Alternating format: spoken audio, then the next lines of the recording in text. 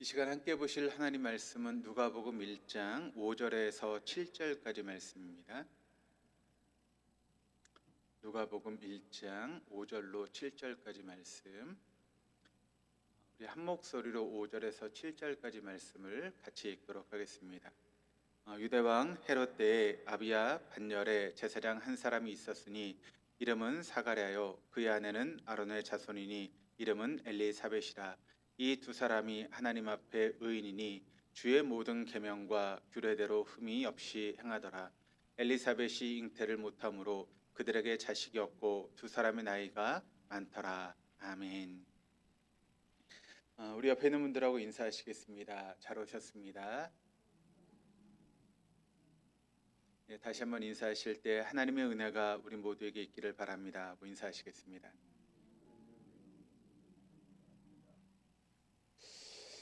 비가 오는 구름 날씨에 주님의 전에 나온 여러분들에게 하나님께서 베푸시는 놀라운 은혜가 있기를 주님의 이름으로 축복합니다.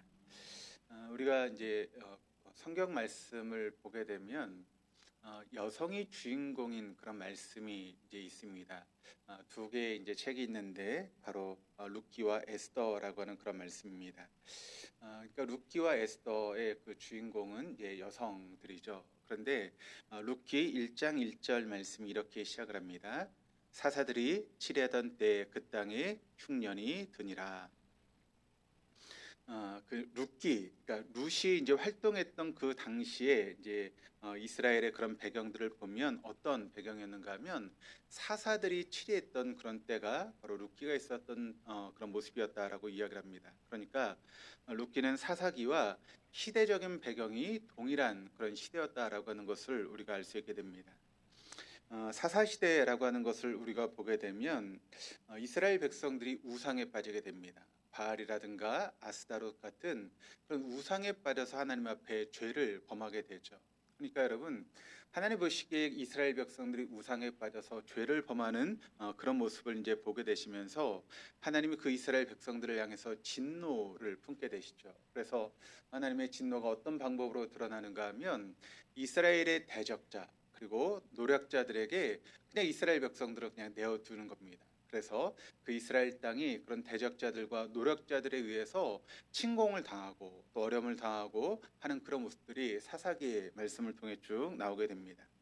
그러니까 보통 이제 하나님께서 외부에 침공이 오시면 하나님께서 여러분 그 이스라엘 백성들을 보호하고 막아주시는데, 근데 이스라엘 백성들이 우상에 빠지고 범죄하자 하나님 더 이상 이스라엘을 보호하지도 막아주지도 않게 됩니다.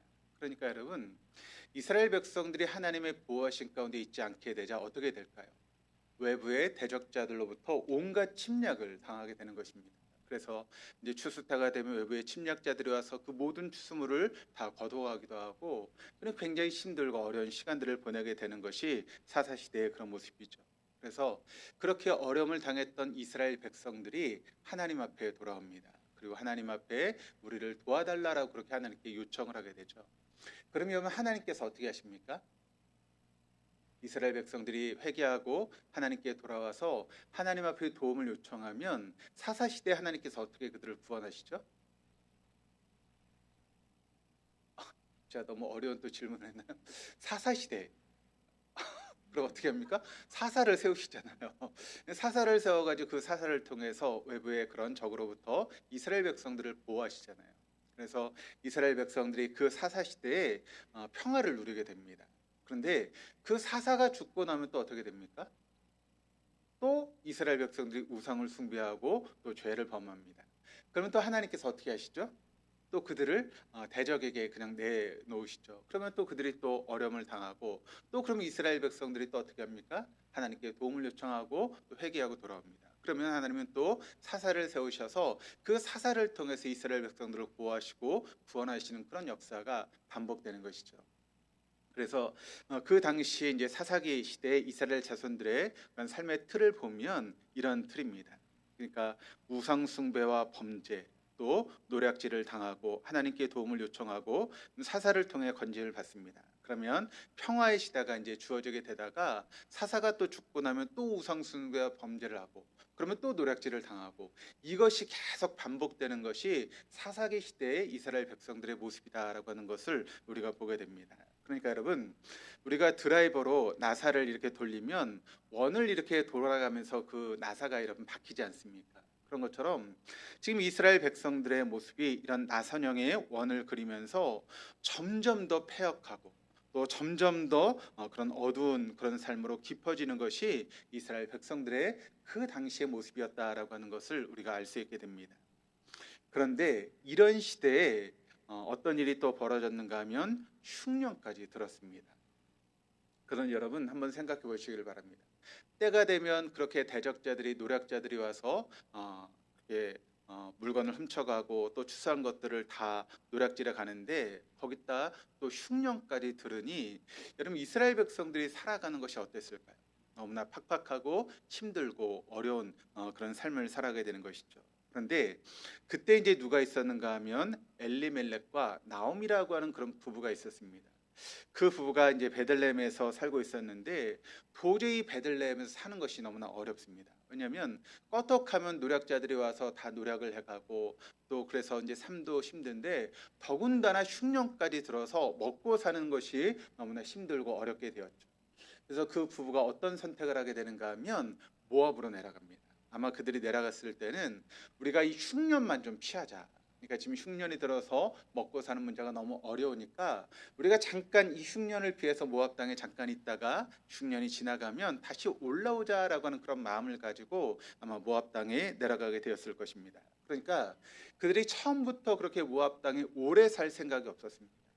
그러니까 잠깐 이 흉년의 시간을 피하고 돌아오려고 하는 그런 마음으로 이제 모압 땅에 내려갔는데 그런데 어떤 일이 벌어졌는가 하면 그 엘리멜렉이 죽습니다. 남편이 죽어버리게 되죠.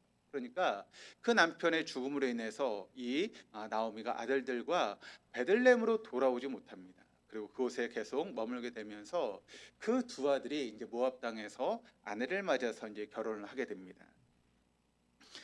그리고 여러분 그 10년의 시간 동안 또 어떤 일이 벌어졌는가 하면 그 두 아들이 결혼했음에도 불구하고 두 아들이 차례대로 목숨을 잃어버리게 되죠. 그러니까 지금 모압 땅에 지금 누가 남은 겁니까? 나오미와 두 며느리만 남게 된 것입니다.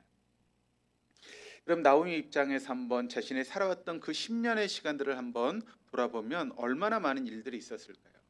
노략질을 당하고 건진 받음을 반복하는 베들레헴의 상과 또 흉년으로 인해서 식량 구하기가 쉽지 않았던 팍팍한 삶. 그래서 모압으로 이주하기까지 고뇌와 갈등과 그리고 모압으로 이주했던 결심들, 그리고 모압 이주 후에 남편의 죽음과 또 며느리를 얻었는데 그 두 아들의 죽음까지 그 모든 사건들이 바로 10년이라고 하는 그런 시간 동안 나오미가 겪어야 했던 그런 시간이었다라고 하는 것을 우리가 알게 됩니다. 아마 나오미를 우리가 이렇게 강사로 초청해서 만약 나오미에게 자신의 삶에 대해서 한번 간증하라고 하면 어떻게 이야기할까요? 아마 이렇게 이야기할 것 같아요. 내가 지난 10년의 시간을 소설로 쓰면 아마 1년에 소설 한 권씩 한 10권은 충분히 쓰고도 남을 것입니다라고 아마 그렇게 이야기할 것 같습니다. 그 정도로 나오미의 삶이 굉장히 힘들고 어려운 삶이었다라고 하는 것을 우리가 발견하게 됩니다. 하지만 성경은 그런 나오미의 삶을 그 10년의 삶을 단 5절로 그렇게 간단하게 기록을 하고 있습니다. 그 10년은 나오미에게 어둠으로 가득한 터널을 걷는 시간이었고 마치 자신의 인생 가운데 잃어버린 것 같은 그런 시간이었다라고 우리가 생각해 볼 수 있습니다. 그런데 하나님께서 자신의 백성들을 돌아보시고 베들레헴 사람들에게 양식을 주셨다라고 하는 그런 소식을 나오미가 모압 땅에서 듣게 됩니다. 그리고 나오미가 용기를 내어서 한 며느리 이제 다시 이제 자신의 집으로 돌아갔고 룻과 함께 바로 베들레헴으로 올라오게 되지 않습니까? 그런데 베들레헴으로 올라온 그런 나오미의 그런 모습을 보고 그 베들레헴 사람들이 놀라면서 이렇게 이야기합니다. 아니 저 사람은 나오미가 아니냐라고 그렇게 이야기합니다. 그때 나오미가 어떤 이야기를 하는가 하면 나를 나오미라고 부르지 마라. 나를 마라라 부르라라고 그렇게 이야기를 합니다. 여러분 나오미는 어떤 뜻을 가지고 있는가 하면 희락, 즐거움이라고 하는 그런 뜻을 가지고 있고 마라라고 하는 것은 괴롭다라고 하는 그런 뜻을 가지고 있습니다. 그러니까 자신의 10년의 인생을 돌아봤더니 그럼 그 삶이 즐거운 인생이었습니까? 전혀 아니었죠. 자신의 삶을 한마디로 요약한다면 그것은 마라의 삶이었습니다. 바로 괴로움의 삶이었다는 것이죠. 남편도 잃어버려, 두 아들도 잃어버려, 자신에게 남은 것은 아무것도 없는 그 같은 삶, 그것이 바로 나오미의 모습이었다는 것이죠. 그런데 여러분, 그 베들레헴으로 돌아왔던 그 나오미가 자신의 며느리였던 여러분 롯과 함께 오게 되었는데, 그 롯이 여러분 어떻게 되었습니까? 바로 그 친족 중에 보아스라고 하는 남자를 만나서 결혼하게 되는데, 그 보아스와 이 룻과의 그런 사이에서 바로 다윗의 증조모가 되는 그런 일이 있게 되었고, 여러분 그 다윗의 그 계보를 통해서 우리가 알고 있는 것처럼 예수 그리스도가 탄생하셨다라고 하는 것을 우리는 잘 알고 있습니다. 그러니까 여러분 한번 예수님의 그 탄생의 그런 모습을 우리가 쭉 되돌아서 우리가 보게 되면, 나오미 입장에서 너무나 괴롭고 힘들었던 그런 시간이었지만, 그 시간을 통해서 롯과 함께 여러분 그 베들레헴으로 내려오게 되었고, 그 보아스와의 만남을 통해서 바로 다윗이 나올 수 있게 되었고, 그 다윗의 계보를 통해서 예수 그리스도가 탄생할 수 있었다라고 하는 것을 우리는 알게 되는 것이죠. 베들레헴의 노략질이 난무하고 흉년으로 온 땅이 황폐해져 아무런 소망이 없어 보일 때, 하나님 그 모압 땅에서 한 소녀를 준비시켜 주셨다는 것입니다. 그 롯을 준비하고 계셨던 것이죠. 그리고 하나님의 그런 일하심을 통해서 그 계보를 통해서 예수님께서 탄생하게 되셨다라고 하는 것을 우리는 알게 됩니다. 그런 의미에서 우리가 이 말씀을 보게 되면, 하나님의 일하심, 하나님의 역사라고 하는 것은 때로는 우리의 생각으로는 도저히 이해할 수 없는 그런 방법으로 하나님께서 일하신다라고 하는 것을 우리가 보게 됩니다. 아니, 하나님이 어떻게 저렇게 일하실까? 도저히 우리의 생각으로는 상상할 수 없는 그런 방법으로 하나님이 일하시는 것이죠. 그런데 여러분, 그 하나님의 일하심의 방법이 우리가 생각했을 때 막 형통하고 막 잘되고 그런 상황 가운데 하나님께서 일하시면 참 좋을 것 같은데, 우리 입장에서는 마라와 같은 그런 시간들을 통해서 하나님이 역사하시고 일하신다라고 하는 것을 우리가 발견하게 되는 것입니다. 왜냐하면 하나님은 인간의 생각과 한계 속에 계시는 분이 아니시기 때문에 그렇습니다. 그래서 때로는 우리의 생각과 우리의 모든 방법들, 우리의 이성을 뛰어넘어서 역사하시는 그런 분이 우리 하나님이시다.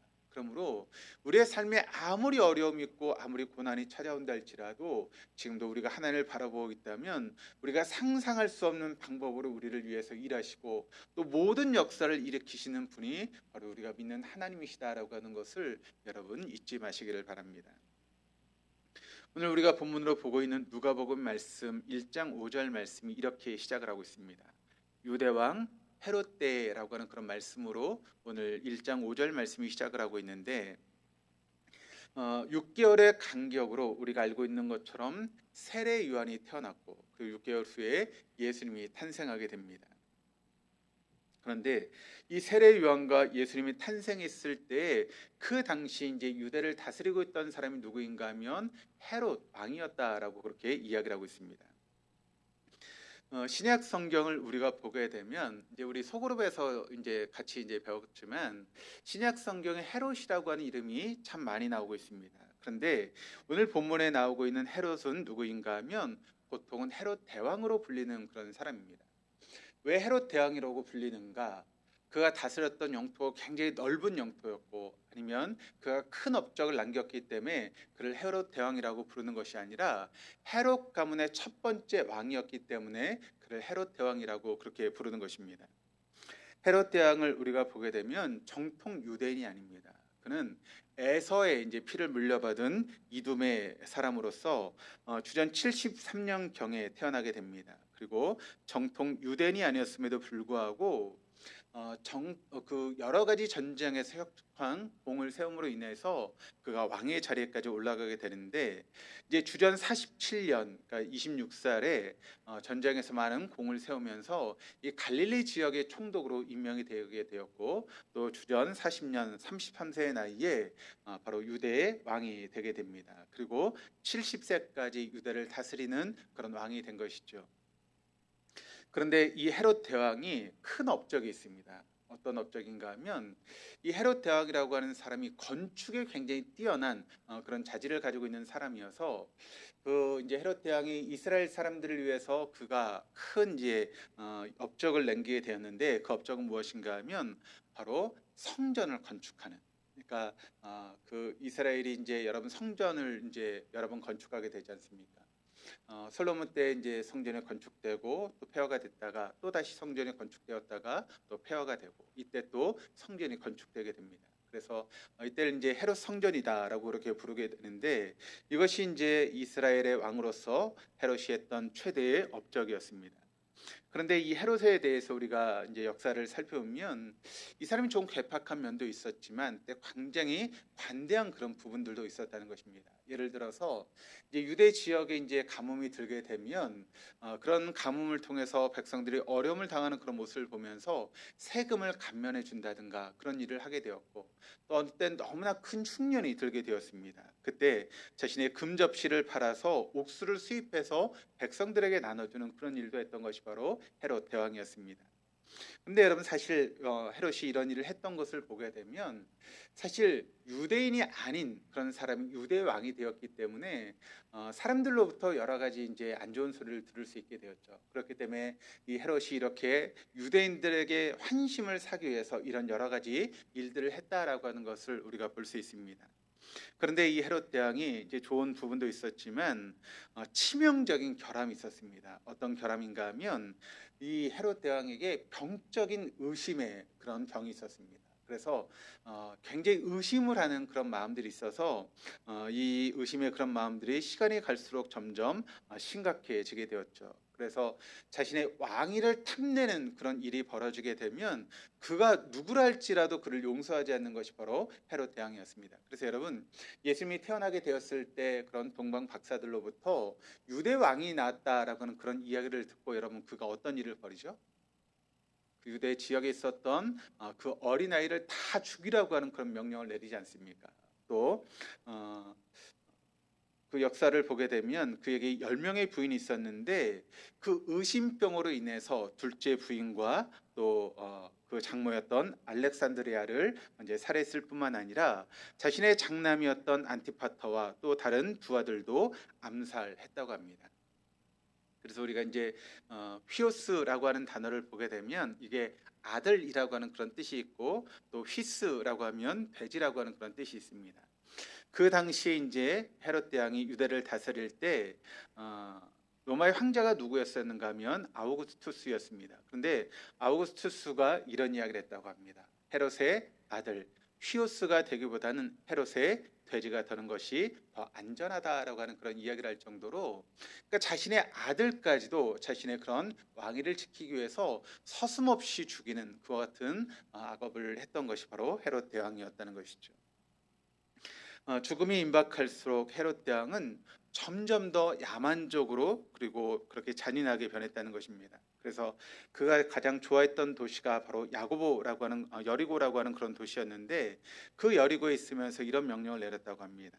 예루살렘에서 가장 유명하고 뛰어난 사람들을 잡아다가 죄목을 날조해서라도 그들을 투옥시켜라. 그리고 내가 죽을 때 함께 처형해라라고 하는 그런 명령을 내립니다. 그러니까 그 이제 예루살렘에서 사람들로부터 존경받고 사람들로부터 이제 인정을 받는 그런 사람들이 있지 않겠습니까? 그러니까 그 사람들을 어떤 죄목을 씌워서라도 이제 투옥시켜라라고 그렇게 이야기한 것이죠. 근데 그 이유가 무엇 때문인가 하면 이렇게 이야기를 합니다. 내가 죽으면 아무도 슬퍼하지 않을 테니까 그 사람들을 죽이면 그 인정받고 또 사랑받는 그 사람들이 죽는 것 때문에 누군가는 울게 될 테니까 그 울음을 위해서 그 사람들을 함께 죽여라라고 이야기할 정도로 굉장히 잔인한 그런 모습을 지니고 있는 것이 바로 헤롯 대왕이었다는 것이죠. 그러니까 여러분 그런 헤롯 대왕 밑에서 이스라엘 백성들이 살고 있었다라고 하는 것을 우리가 알게 됩니다. 사실 여러분 이스라엘 백성들은 헤롯 대왕이 통치했던 때만 힘들었던 것이 아닙니다. 구약의 여러분 마지막 책이 어떤 책이죠? 구약의 마지막 책 말라기라고 하는 그런 책이고, 이제 신약에 와서는 이제 누가복음이라든가 그런 복음서가 이제 기록될 때까지, 그 말라기와 이제 신약의 이제 복음서가 기록될 때까지 그 기간을 이제 대략 한 400년 정도로 보고 있습니다. 그런데 그 400년의 기간을 이제 뭐라고 부르는가 하면 신구약 중간기라고 그렇게 부릅니다. 근데 그 시기를 이제 어떻게 표현하는가 하면 그 시기를 암흑의 시기다라고 그렇게 표현을 합니다. 그러니까 그 시대에 하나님의 그런 말씀도 없었고 선지자도 없었고 이스라엘 백성들 입장에서는 굉장히 힘들고 고통스러운 그런 시간들이 바로 신구약 중간기의 그런 시대였다라는 것이죠. 이 시대에 이제 어떤 일들이 벌어지게 되는가 하면, 그 당시 이제 유럽을 통치했던 헤롯, 그 헬라 문화가 이제 번성해서 헤롯 제국이 이 이스라엘까지 이제 점령하였고, 또 헤롯 제국 그 이후에는 로마 제국이 이제 중근동 지역을 통치하면서 이 이스라엘 땅을 점령하게 되었습니다. 특히 헤롯 제국에서 이제 안티오쿠스 4세 같은 경우는 굉장히 이스라엘 백성들을 박해하는 그런 왕으로 알려지고 있습니다. 그는 애국과의 전쟁에서 뜻을 이루지 못하고 패배하고 돌아갑니다. 근데 그 애국과의 전쟁에서 패배했다라고 하는 그런 분을 이 안티오쿠스 4세가 풀지 못합니다. 너무나 막 억울한 거예요. 내가 어떻게 애굽한테 질 수 있어라고 하는 그런 분한 마음을 가지고 있다가, 이 애굽은 이제 다시 이제 돌아가야 되는데 이 분을 참지 못하고 어떤 일을 벌이는가 하면 방향을 예루살렘으로 돌립니다. 그래서 예루살렘은 쑥대밭으로 만들어 버리는 그런 일을 바로 안티오쿠스 4세가 벌이게 됩니다. 그러니까 이스라엘 백성들의 입장에서 보면 가만히 있었는데, 그냥 헬라 제국과 애굽이 싸워서 애굽이 이겼는데 그 불똥이 누구에게 튀었습니까? 이스라엘에 튀게 된 것이죠. 그러니까 여러분, 우리가 세계 역사를 보면 강대국들이 싸우는데 고래 싸움에 새우등이 터진다고, 그렇게 여러분 이스라엘 백성들이 어려움을 당하고 고통을 당하는 그런 일들이 이제 역사 가운데 있었다는 것이죠. 그런데 그렇게 안티오쿠스가 이제 이 예루살렘을 이렇게 점령하고 있을 때 그가 칙령을 내리게 됩니다. 그래서 어떤 칙령을 내리게 되는가 하면, 그들의 이스라엘 백성들의 모든 관습을 버리라라고 하는 그런 칙령을 내립니다. 그 관습이 무엇인가 하면, 하나님 앞에 제사를 드리는 것도 금하였고, 또 절기와 안식일을 지키는 것도 금했을 뿐만 아니라 이스라엘 땅의 헤롯의 신전, 그러니까 헬라 그런 문화 속에서 그들이 섬겼던 신전을 짓는 그런 일들이 있게 되었고, 또 이스라엘 백성들이 부정한 음식으로 여겼던 돼지, 그것은 여러분 이스라엘 제사를 드릴 때 돼지는 절대 사용할 수 없습니다. 그런데 이스라엘 백성들이 제사를 드릴 때 돼지를 제물로 사용해서 제사를 드리게 그렇게 만들었던 것이죠. 그리고 율법을 읽는 것도, 또 할례를 행하는 것도 모두 금지했습니다. 그리고 심지어는 하나님을 예배하고 또 제사를 드렸던 성전에서 매춘까지 벌이는 그런 일들을 자행했던 것이 바로 안티오쿠스 4세의 그런 모습이었다는 것이죠. 그리고 이런 칙령을 지키지 않는 사람은 무조건 사형에 처하는 그런 상황이 바로 신구약 중간기에 그런 역사 가운데 있었다는 것입니다. 그런데 여러분, 이러한 때 제사장이었던 마티디아와 그의 5명의 아들이 하시딤이라고 하는 율법에 열심히 있는 사람들과 함께 독립운동을 벌이기 시작합니다. 마타디아의 셋째였던 유다 마카비오스가 지도자였을 때 예루살렘 성전을 다시 회복합니다.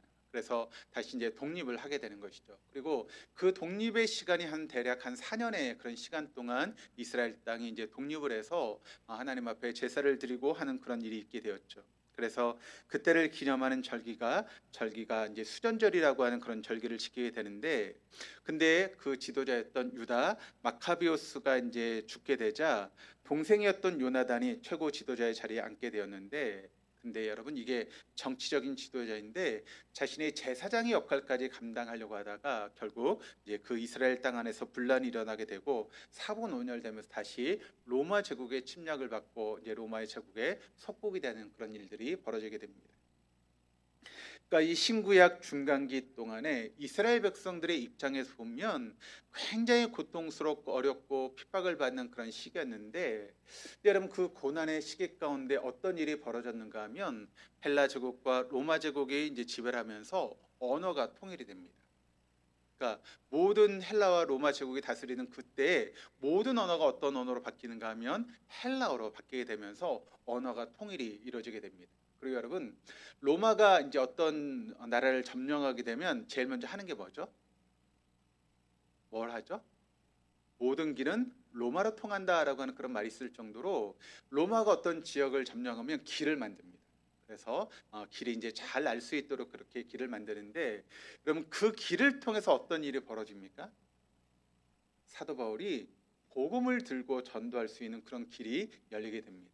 그러니까 이 이스라엘 백성들의 입장에서 보면 이 신구약 중간기에 그런 헬라 제국과 로마 제국에게 어려움을 당하는 그런 시기가 있었지만, 오히려 그것 때문에 언어가 통일이 되고 또 길이 열리면서 사도 바울이 복음을 증거할 수 있는 그런 일들이 열리게 되었다라고 하는 것을 우리가 알게 되는 것이죠. 그래서 여러분, 오늘 본문의 말씀은 유대왕 헤롯 때라고 하는 말씀 속에, 이 짧은 표현 속에는 이스라엘 백성들이 아무런 희망을 가질 수 없고 깊은 절망감만이 그들을 사로잡고 있었던 그런 때였다라고 하는 것을 우리가 볼 수 있게 됩니다. 이런 시대에 어떤 사람이 있는가를 오늘 본문 1장 5절 말씀이 이렇게 증가하고 있는데, 우리 같이 한번 읽어보시겠습니다. 유대왕 헤롯 때 아비야 반열에 제사장 한 사람이 있었으니 이름은 사가랴요, 그의 아내는 아론의 자손이니 이름은 엘리사벳이라. 사가랴라고 하는 그런 제사장 반열에 사람이 있었는데, 사실 사가랴라고 하는 그런 이름은 유대 땅에서 굉장히 흔한 이름입니다. 그래서 우리가 성경의 말씀을 봐도 사가랴라고 하는 그런 이름이 30명이나 등장하는 것을 보게 됩니다. 또 이제 우리 여러분 구약 성경 모두 몇 권이죠? 구약 성경 몇 권이죠? 36권이죠. 네, 39권에 했고, 그리고 또 그렇게 이제 신약성이 27권인데, 죄송합니다, 제가 헷갈려가지고 그렇게 이제 있는데, 스가랴라고 하는 그런 그 구약 성경이 38번째로 이제 등장할 정도로 이 스가랴라고 하는 이 이제 이름이 굉장히 흔한 그런 이름이었다라고 하는 것을 우리가 보게 됩니다.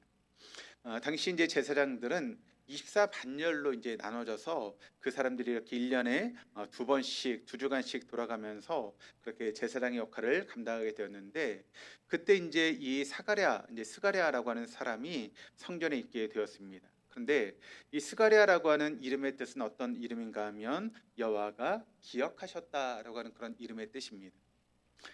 사가랴라고 하는 평범한 제사장이 있을지 몰라도 그의 이름처럼 하나님께 기억되는 인생을 살기 위해서 몸부림쳤던 사람이 바로 사가랴라고 하는 사람이었다라고 하는 것을 우리가 알 수 있게 되죠. 그런데 사가랴의 아내가 누구인가 하면 엘리사벳이라고 그렇게 이야기를 하고 있습니다. 아론의 자손이었다라고 이야기를 하고 있는데, 6절은 부부의 삶에 대해서 이야기를 하고 있는데, 이 부분은 이제 다음 시간에 한번 살펴보고, 오늘 7절 말씀을 보시면 또 이렇게 증가합니다. 우리 한번 같이 7절의 말씀을 읽겠습니다. 엘리사벳이 잉태를 못함으로 그들에게 자식이 없고 두 사람의 나이가 많더라. 사가랴와 엘리사벳에게 여러분 자식이 없었다라고 이야기를 하고 있고, 또 한 가지 더 무엇을 이야기를 하는가 하면 그들이 나이까지도 많았다라고 이야기를 하고 있습니다. 당시 이제 자녀가 없다라고 하는 것은 요즘에 뭐 자녀가 없는 것이 여러분 일반적인 그런 모습이고, 얼마든지 자녀가 없는 그런 시대가 되지 않았습니까? 그런데 이 사가랴와 엘리사벳이 있을 이 당시만 해도 자녀가 없다라고 하는 것은 굉장히 큰 어떤 이제 약점이 될 수 있었고 또 문제가 될 수 있었습니다. 그래서 자식이 없다라고 하는 것은 하나님의 그런 복에서 제외된 사람으로 생각할 정도로 여자에게 자식이 없다라고 하는 것은 치명적인 약점이 되었습니다. 그리고 보통 사람들은 어떻게 생각했는가 하면, 저 여자가 죄를 많이 지어서 하나님께서 자식을 주지 않았어라고 그렇게 보통 이제 생각하게 되었죠. 그래서 여자가 자식을 낳지 못한다라고 하는 것은 굉장히 큰 수치가 되던 그런 시대였습니다. 야곱의 아내였던 라헬이 아이를 갖지 못해서 고통을 겪었고, 또 사무엘의 어머니였던 한나는 아이를 갖지 못하자 여러분 매일 성전에 올라가서 통곡하며 하나님께 기도했던 그런 모습이 성경의 말씀을 통해 나타나고 있지 않습니까? 아기를 갖지 못함을 한스럽게 여기며 기도하는 모습이 얼마나 처절했는지 엘리 제사장이 그런 한나의 모습을 보고 뭐라고 이야기를 하죠? 술을 끊어라, 포도주를 끊어라. 그러니까 네가 왜 술 취해가지고 그렇게 있냐라고 이야기할 정도로 한나가 얼마나 간절하게 기도하고 있었는가를 우리가 그 한나의 모습을 통해서 발견하게 되는데, 한나가 그렇게 간절히 기도할 수밖에 없었던 이유는 그가 자식이 없는 그 문제 때문에 그렇게 간절하게 기도했다는 것이죠. 그런데 사가랴 부부에게 아이가 없었을 뿐만 아니라 이제 두 사람의 나이가 많게 되었다는 것입니다. 이 말의 의미는 이제 육체적으로 아이를 낳을 수 있는 그런 상태가 되지 못했다라고 하는 그런 이야기가 되겠죠. 그러니까 더 이상 아이를 가질 수 있는 가능성이 없는 나이가 되었다는 것입니다. 그래서 아마 사가랴에 살던 그 당시의 사람들은, 아니 어떻게 제사장의 가정 가운데 아이가 없을 수 있어? 이제 자녀를 가질 수 없는 나이가 되었으니까 제사장 노릇을 하고 있지만 뒤에서 몰래 어떤 죄를 짓고 있는지도 몰라라고 하는 그런 수군거림이 아마 있게 되었을 것입니다. 그러나 사가랴 가정에 대한 묘사는 그의 가정 이야기이기도 하지만 당시 그 시대적인 상황을 우리에게 보여주는 그런 말씀이다라고 우리가 생각해 볼 수 있습니다.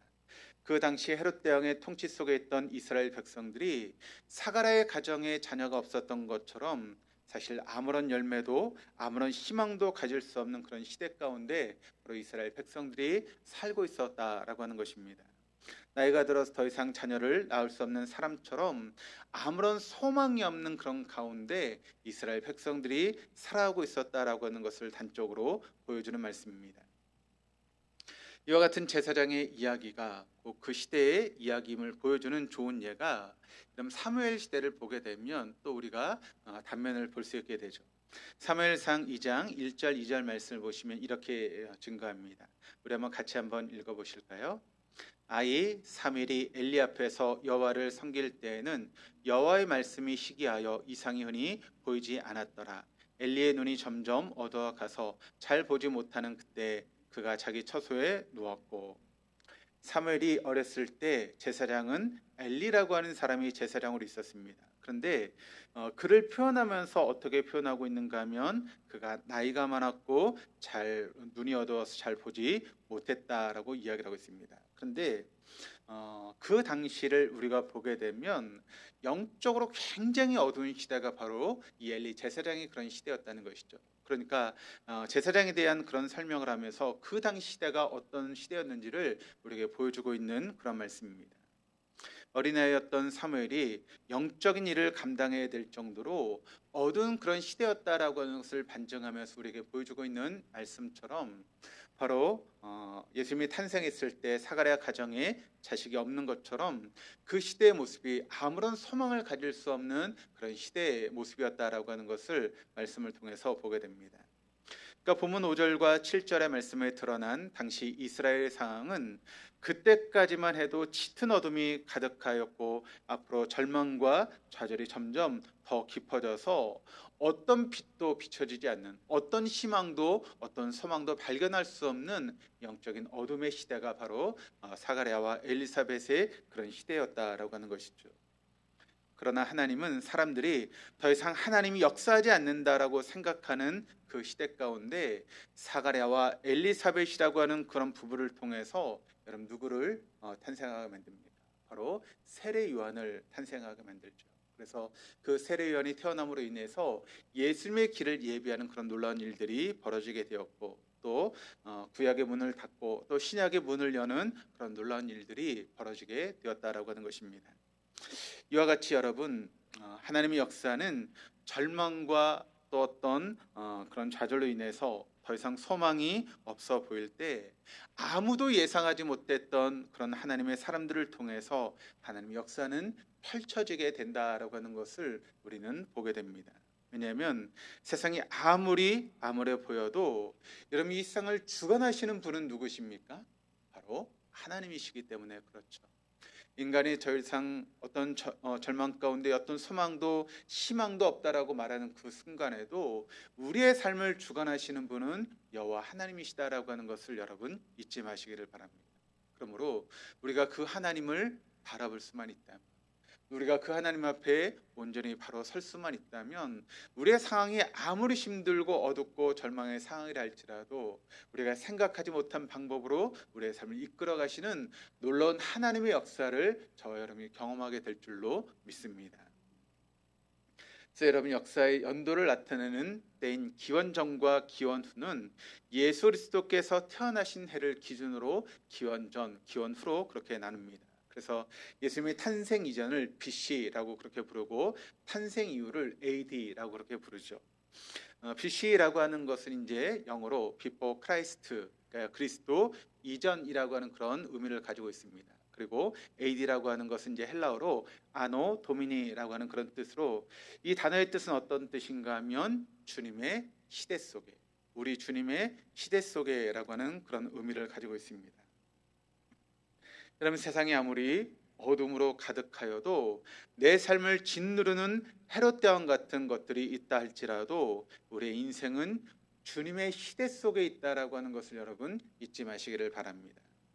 우리가 아무리 많은 것을 누리고 아무리 화려하게 보이는 삶을 산다 할지라도 주님을 향하지 않는다면 우리는 헤롯 때를 살아가는 것과 마찬가지입니다. 요즘 우리나라 뉴스가 전직 대통령과 전직 영부인에 대한 그런 이야기로 도배되고 있습니다. 여러분 한번 생각해 보시길 바랍니다. 그들의 삶이 여러분 얼마나 화려한 삶을 살았습니까? 대통령으로 영부인으로 모든 사람이 우러러보는 그런 삶을 살았지만 여러분 그들 안에 주님이 계시지 않았을 때 결국 그들의 삶은 어떻게 됩니까? 화려해 보고 영원할 것 같은 그와 같은 삶이 헤롯 때를 살아가는 것처럼 절망으로 끝나버리고 있는 것 아니겠습니까? 반면에 비록 많은 것을 누리지 못하고 다른 사람 보기에 무채색과 같은 그런 삶을 산다 할지라도 우리의 삶이 주님을 향해 있다면 우리의 삶은, 우리의 가정은 주님의 시대 속을 살아가고 있다라고 하는 것을 여러분 잊지 마시기를 바랍니다. 저는 이 자리에 있는 우리 모두가, 또 우리 동독의 모든 교우들이 내가 무엇을 가지고 있느냐, 내가 무엇을 누리고 있느냐라고 하는 것이 중요한 것이 아니라 이 시대 가운데 내가 주님 속에 살고 있다라고 하는 것을 언제나 잊지 않고 주님 속에 살아갈 수 있는 그런 삶이 되어질 때, 아무리 우리의 삶이 절망적인 그런 상황이라 할지라도 우리의 삶을 새롭게 변화시키는 놀라운 하나님의 손길을 경험하는 복된 역사가 나타나게 될 줄로 믿습니다. 그러므로 아노 도미니, 주님의 시대 속에 우리가 살고 있다라고 하는 것을 언제나 기억하시고 그 주님의 시대 속의 삶을 살아갈 수 있는 저 여러분 우리 모두가 될 수 있기를 주님의 이름으로 축복합니다.